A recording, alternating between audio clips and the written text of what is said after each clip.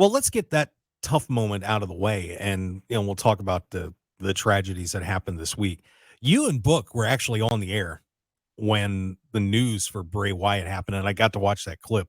And I want to compliment both of you for handling that as best you could. I mean, obviously a very emotional moment.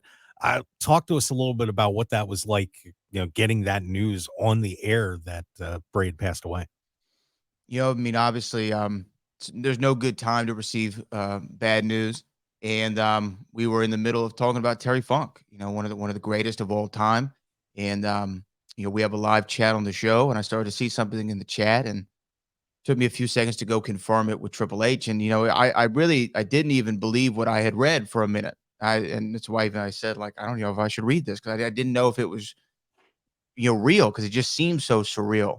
And then having to break that news to Booker and to the rest of the watching audience, it was a tough moment, man, because again, Bray, I know there's been a lot talked about him, creatively, as a performer and his wrestling ability, but he's got a lot of young children, and somebody who's getting ready to marry, later on this year. And that was the first thing that I started to think about was, man, this poor family having to go through this at this moment. And it was definitely a difficult thing to do live on air. So I appreciate you saying we handled it the best that we could.